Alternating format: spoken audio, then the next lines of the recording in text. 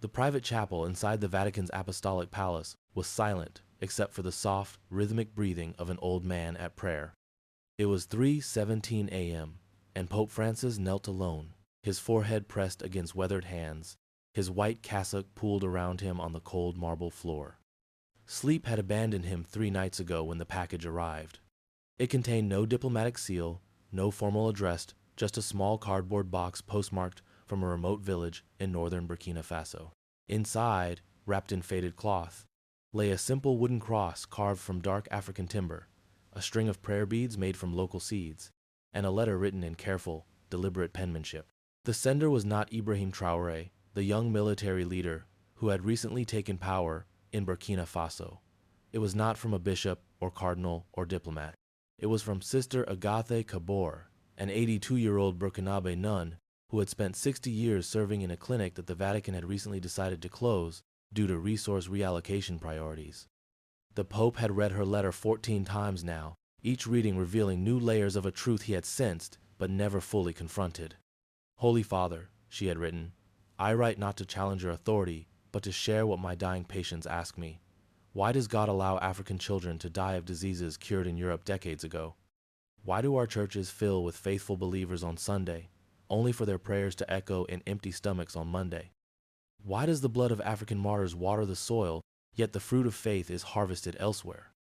The old nun's words carried no bitterness, only a weathered wisdom and an invitation. Before this clinic closes forever, come see with your own eyes what the church means in a place the world has decided does not matter, not as Pope, not with cameras, just come as a witness. Francis raised his head, his knees aching from hours of prayer. Dawn was still hours away. He reached a decision that would send shockwaves through the Vatican hierarchy and change the course of his papacy. He would go, not in months after careful diplomatic preparation, not with an entourage of cardinals and security. He would go now, alone. "This is impossible, Your Holiness," Cardinal Parolin, the Vatican Secretary of State, said firmly. His normally composed face showed rare alarm as he stood in the Pope's private study later that morning. "The security concerns alone." "I'm not asking for permission, Eminence," Francis replied quietly, continuing to pack a small, worn leather bag that had accompanied him since his days as a parish priest in Argentina. "I'm informing you of my decision. At minimum, a security detail, a formal diplomatic notification. Number." The Pope's voice was gentle but unyielding. Sister Agathe's letter was not addressed to the institutional church. It was addressed to the shepherd, and a shepherd must go where the flock suffers. Cardinal Parolin ran a hand over his face. "Your Holiness, there are protocols." "Protocols," Francis interrupted, looking up from his packing, "that have placed walls between Rome and the lived reality of the faithful in places like Burkina Faso. Protocols that have allowed us to make decisions about closing clinics and reassigning resources from comfortable offices without seeing the faces of those affected." The cardinal fell silent, recognizing the steel beneath the Pope's gentle demeanor. "I will take Father Gabriel as translator. One security officer plainclothes, unarmed. We depart tonight using the Cardinal Prefect of Propaganda Fide's scheduled visit to Ghana as cover. From there we continue without announcement." Cardinal Parolin knew that expression. It was the same one Francis had worn when he had washed the feet of Muslim refugees, when he had embraced the disfigured, when he had chosen to live in the Santa Marta guest house instead of the papal apartment. "The College of Cardinals will object," Parolin said, his final attempt at dissuasion. Francis smiled faintly. "Then they will have something new to discuss at their next meeting." He closed his small bag. "I'll return in 1 week. Until then, the ordinary business of the Curia continues under your supervision. And if there's an emergency requiring papal authority, then perhaps we will all be reminded that the Church existed for centuries when popes couldn't be reached by telephone or email." Francis placed a hand on the cardinal's shoulder. "The Church does not depend on my constant presence, Pietro. Perhaps that is something I need to remember as well." The village of Congassi appeared as if from a dream, materializing out of pre-dawn mist as the battered Toyota Land Cruiser navigated the final stretch of unpaved road. Pope Francis, dressed not in papal white but in the simple black clothes of an ordinary priest, watched through dust-streaked windows as the landscape unfolded. Alongside him sat Father Gabriel Mbaye, a Senegalese priest who served in the Roman Curia but had been sworn to secrecy about this unprecedented journey. In the front passenger seat, Marco, a veteran Vatican security officer who had argued strenuously against this trip before finally conceding to his unusual role, protecting a pope who had temporarily set aside the visible trappings of his office. The driver, a local man named Pascal who believed he was simply transporting visiting priests, navigated the rutted road with practiced skill. "We're almost there, fathers," Pascal called back. "Sister Agathe's clinic is just beyond those baobab trees." Francis leaned forward slightly, his eyes taking in everything the awakening village. Women already walking with water jugs balanced on their heads, small cooking fires sending tendrils of smoke into the lightening sky. Children peering curiously at the passing vehicle. "It's beautiful," he murmured. Father Gabriel glanced at him. "This is one of the poorest regions in one of the poorest countries in the world, your father," he caught himself. "Poverty and beauty are not mutually exclusive," Francis replied. "Sometimes they are tragically intertwined." The clinic appeared, a low cement block building with a corrugated metal roof, a faded red cross painted beside the entrance. Despite the early hour, a line had already formed, mothers with feverish children, elderly men leaning on handmade canes, a pregnant woman shifting uncomfortably from foot to foot. The Land Cruiser pulled to a stop, and Pascal turned with a smile. "We have arrived, fathers. Sister Agathe should be inside. She begins work before dawn every day." Francis nodded his thanks, gathering his small bag. "Remember," he said quietly to his companions, "I am Father Jorge today, nothing more." They stepped out into the cool morning air, dust immediately coating their shoes. The waiting patients glanced at them with mild curiosity. Foreign priests were not uncommon visitors, though usually they came with cameras and aid organization logos.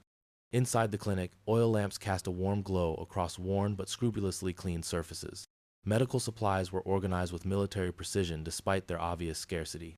And moving between two small children with the energy of someone half her age was a tiny nun in a faded habit, her dark face mapped with wrinkles that spoke of decades under the African sun. "Sister Agathe?" Father Gabriel called softly. The elderly nun turned, her eyes taking in the three men. For a moment her expression remained professionally welcoming, until her gaze settled on the simply dressed older man standing slightly behind the others. Her medical chart clattered to the floor. "Holy Father," she whispered, her voice barely audible. Francis stepped forward, smiling gently. "Today, just Father Jorge," he said, taking her trembling hands in his. "I received your letter, sister. I have come to see." What began as a clandestine papal visit to a single clinic rapidly transformed into an immersion in realities that reports and briefings could never capture. Sister Agathe, recovering from her shock, became not just host but guide, unwittingly leading the disguised pontiff through an unfiltered experience of both struggle and faith in one of the world's most forgotten places. Each morning began before dawn with patients already waiting malaria, tuberculosis, malnutrition, complicated pregnancies, conditions that would warrant immediate specialized care in Rome, but here were treated with limited medicines and boundless compassion. "We received a shipment of antimalarials 3 months ago," Sister Agathe explained on the second day, showing Francis the carefully rationed supply. "When these are gone, we pray for more.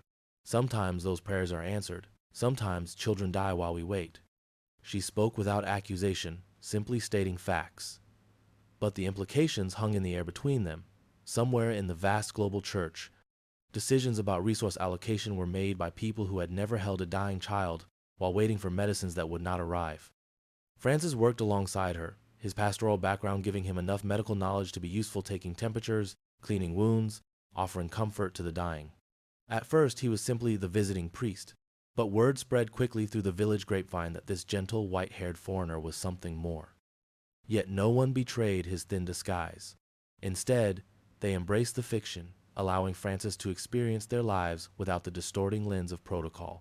On the third day, after treating patients until midday, Sister Agathe took him to the village church structure built of mud bricks and salvaged wood.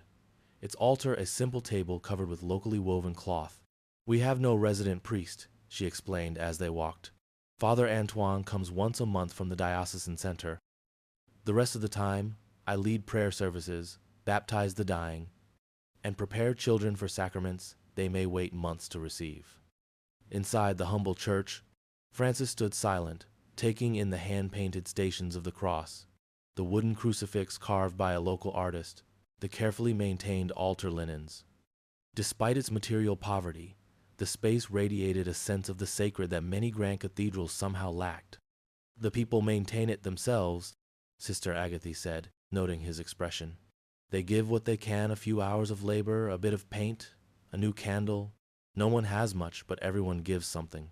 The widow's mite, Francis murmured. Exactly, Sister Agatha smiled. When Father Antoine comes, the church overflows. People walk for hours to attend Mass. Some have never missed, even during civil unrest or when food was so scarce that walking took their last energy. Francis ran his hand along a rough wooden pew. And what do they pray for, these faithful who sacrifice so much to be here? For rain, for health, for peace. The elderly nun's eyes met his directly. But mostly, Holy Father, they pray to be seen. Not just by God, who they trust sees them always, but by a world that looks past Africa, except when counting its resources or casualties. In that moment, standing in the humble church with Sister Agatha's unflinching gaze upon him, Francis felt the full weight of his office in a way that even St. Peter's Basilica had never impressed upon him. When they hear that the clinic will close, she continued quietly, they don't question God's love. They question whether the church truly believes what it preaches about the equal worth of every human life. Francis had no ready answer. Theological abstractions and institutional explanations withered in the face of Sister Agatha's simple truth. That evening, after a simple meal shared with clinic staff, the Pope sat alone outside, watching stars emerge in a sky untainted by city lights. Father Gabriel approached cautiously. Your Holiness, he said quietly, ensuring they wouldn't be overheard. Marco is concerned. Word is spreading about your presence. He believes we should depart tomorrow, a day earlier than planned. Francis continued gazing at the stars. What do you think, Gabriel? You were born not far from here. The younger priest hesitated. I think you have seen enough to understand Sister Agatha's letter. Have I? Francis turned to look at him.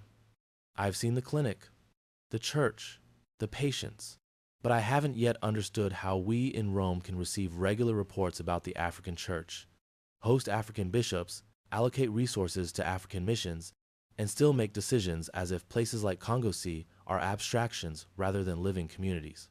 He rose, brushing dust from his simple black clothes. Tomorrow, I want to visit the families.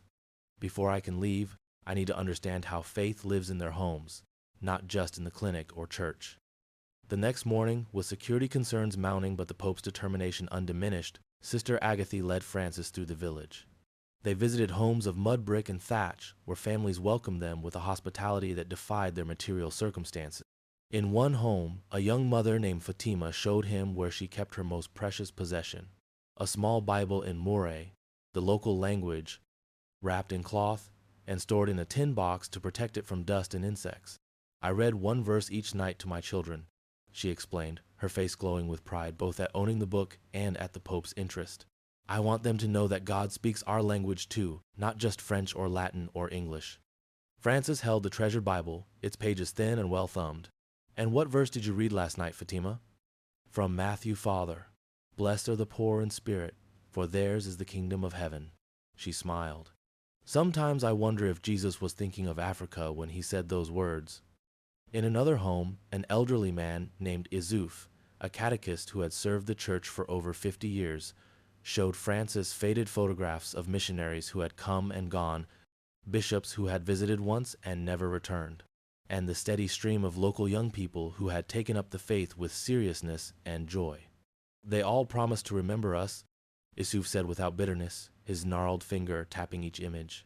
And perhaps in their prayers they do, but prayers without presence eventually become just words, yes? Francis could only nod, the simple wisdom cutting through layers of ecclesiastical complexity. By midday, Marco's concerns had become urgent realities. A call from the Vatican confirmed that, despite their precautions, international media had somehow learned of the Pope's unauthorized journey. Journalists were already landing in Ouagadougou, and the official Vatican response of no comment was only fueling speculation. We must leave now, Your Holiness, Marco insisted when they returned to the clinic. The roads will soon be impassable as people hear the rumors and come looking for you. Francis knew he was right. The bubble of anonymity that had allowed this extraordinary encounter was bursting. Soon, the protocols and barriers would reassert themselves, security perimeters, official statements, careful stagecraft that would place distance between him and the lived reality he had briefly touched.